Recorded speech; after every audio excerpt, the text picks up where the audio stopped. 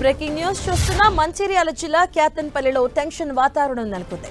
BRS మాజీ ఎమ్మెల్యేలు బాల్క సుమన్ ఇంటి దగ్గర పోలీసులు భారీగా మోహరించారు. సుమన్ ను అరెస్ట్ చేస్తారన్న ప్రచారంతో ఆయన ఇంటికి బీఆర్ఎస్ శ్రేణులు భారీగా తరలి వస్తున్నారు. ప్రభుత్వ వైఖరికి నిరసనగా ఇవాళ క్యాతన్పల్లి బంద్ కు బీఆర్ఎస్ పిలుపునిచ్చింది. దీంతో పోలీసులు అలర్ట్ అయ్యారు. నిన్నటిలా పరిస్థితులు అదుపు తప్పకుండా అదనపు బలగాలు మోహరించారు. దీంతో ఏ క్షణం ఏం జరుగుతుందో అన్న టెన్షన్ నెలకొంది.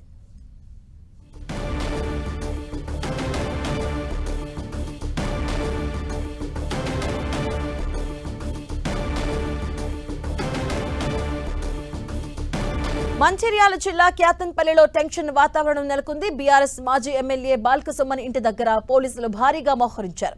సుమన్ ను అరెస్ట్ చేస్తారన్న ప్రచారంతో ఆయన ఇంటికి బీఆర్ఎస్ శ్రేణులు భారీగా చేరుకుంటున్నారు. ప్రభుత్వ వైఖరికి నిరసనగా ఇవాళ క్యాతన్పల్లి బంద్ కు బీఆర్ఎస్ పిలుపునిచ్చింది. దీంతో పోలీసులు అలర్ట్ అయ్యారు. నిన్నటిలా పరిస్థితులు అదుపు తప్పకుండా అదనపు బలగాలు మోహరించారు. దీంతో ఏ క్షణం ఏం జరుగుతుందో అన్న టెన్షన్ నెలకొంది.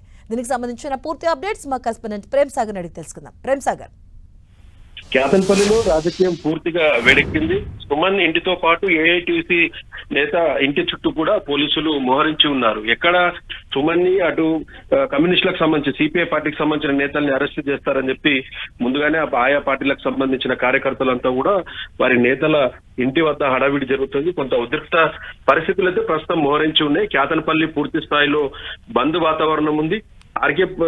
ఆర్కేపీ పోలీస్ స్టేషన్ పరిధిలో పోలీసులు అదనపు బలగాలను మోహరించి ఉన్నారు. సో నిన్న పోలీస్ స్టేషన్ లో కేసు నమోదైంది. సుమన్ తో పాటు పలువురు నేతల పైన అక్కడ దాడికి కొంతమంది కార్యకర్తలను ఉసిగొల్పారు. పోలీసులపై దాడి జరిగింది. కొంత వాహనాలు కూడా ధ్వంసమయ్యాయని చెప్పేసి రామకృష్ణాపూర్ కు సంబంధించిన SHO ఫిర్యాదు మేరకు పలు సెక్షన్ల కింద నిన్న కేసులు నమోదు చేశారు బాల్క సుమన్ పై.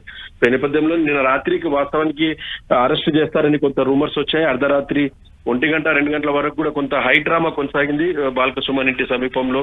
ఆ తర్వాత ఈ రోజు పొద్దున నుంచి కూడా కొంత కార్యకర్తలు వస్తున్నారు, పోలీసులు కూడా వచ్చారు.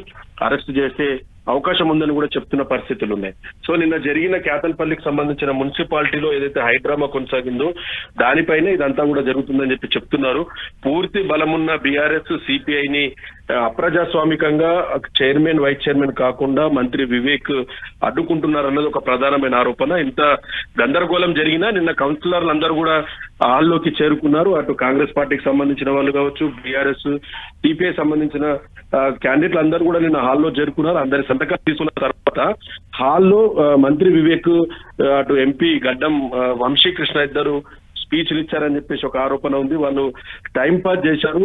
కొంతసేపు టీ తాగాలి, ఆ తర్వాత వాష్రూమ్ పోవాలంటూ టైంపాస్ చేసి కౌన్సిల్ ని పూర్తిగా ప్రమాణ స్వీకారం కాకుండా చేశారన్నది సిపిఐకి సంబంధించిన మహిళా కౌన్సిలర్ నిన్న ఆరోపించిన పరిస్థితి కూడా ఉంది.